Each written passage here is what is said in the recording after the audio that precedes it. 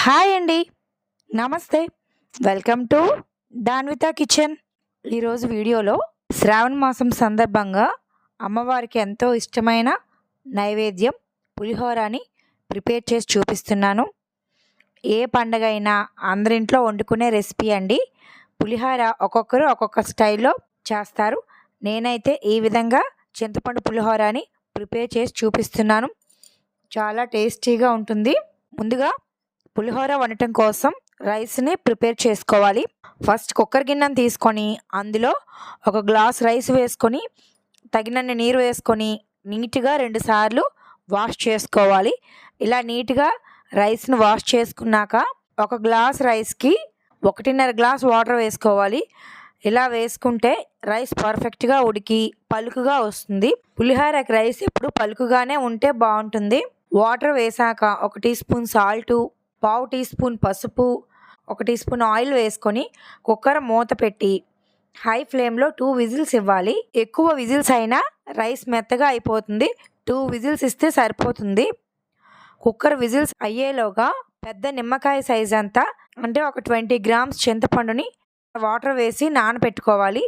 Hot water వేస్తే త్వరగా నానిపోతుంది. నేనైతే నార్మల్ వాటర్ వేసానండి. ఇప్పుడు కుక్కర్ విజిల్స్ అయ్యాక స్టవ్ ఆఫ్ చేసేయండి. కుక్కర్ ప్రెషర్ అంతా పోయి మూత తీసి చూసారు కదా రైస్ ఎంత పలుకుగా చక్కగా ఉడికిందో. పులిహోరకి ఇలా ఉంటేనే బాగుంటుంది.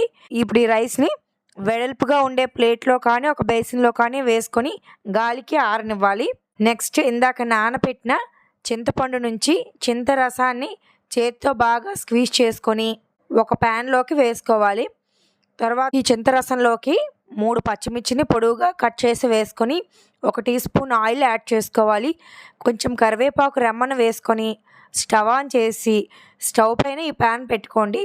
చింతపండు పులుసు మరగడం స్టార్ట్ అయ్యాక ఇందులో 1 టీ స్పూన్ సాల్ట్ వేసుకొని గరిటతో బాగా మిక్స్ చేసుకొని చింతపులుసు చిక్కగా అయినంత వరకు బాగా మరిగించుకోవాలి. మధ్య మధ్యలో కలుపుతూ ఉండాలి. చింతపులుసు బాగా దగ్గరగా అయ్యి థిక్ కన్సిస్టెన్సీ వచ్చాక వీడియోలో చూపిస్తున్న కన్సిస్టెన్సీ రావాలి. ఇలా వచ్చాక ఈ చింతపండు పులుసుని రైస్లోకి యాడ్ చేసుకోవాలి. రైస్లోకి వేసాక కొంచెం వేడిగా ఉంటుంది కాబట్టి ఫస్ట్ గరిటతో కలిపి చల్లారాక చేత్తో బాగా మిక్స్ చేసుకోవాలి. ఈ చింతపండు పులుసు రైస్ పట్టే విధంగా బాగా చేత్తో కలుపుకోవాలి. ఇలా కలుపుకున్న రైస్ని పక్కన పెట్టుకోండి. కొంచెం రైస్లో చెమ్మ ఆరుతుంది. ఈలోపు ఈ రైస్లోకి తాలింపు పెట్టుకోవాలి. నెక్స్ట్ ఈ రైస్లోకి తాలింపు వేసుకోవటం కోసం స్టవ్ ఆన్ చేసి ప్యాన్ పెట్టుకొని 2 టేబుల్ స్పూన్లు ఆయిల్ వేసుకోవాలి. నేనైతే రిఫైండ్ ఆయిల్ యూజ్ చేస్తాను.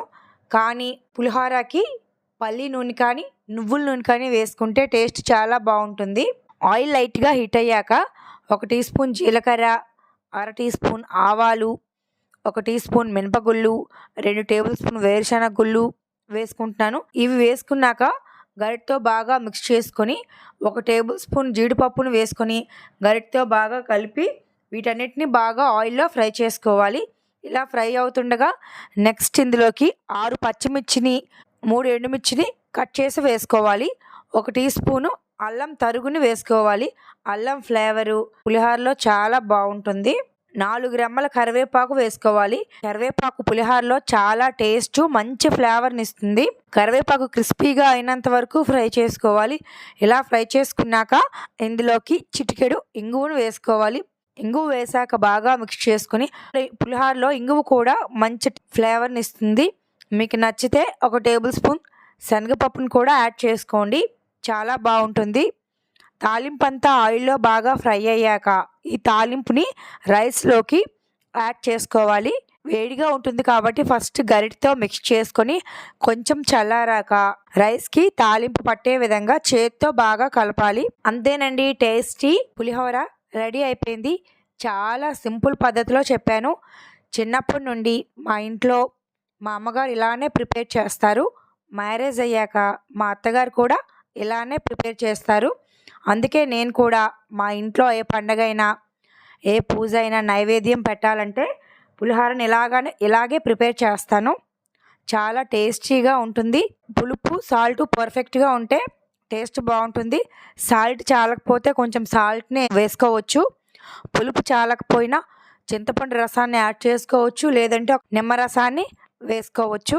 అంతేనండి, టేస్టీ ట్రెడిషనల్ ప్రసాదం పులిహోర రెడీ అయిపోయింది. మీకు నచ్చితే ఈ విధంగా ట్రై చేయండి.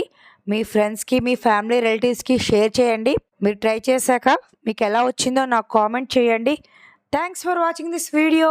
ప్లీజ్ లైక్ చేయండి, షేర్ చేయండి, subscribe my channel Danvitha kitchen తెలుగింటి రుచులు.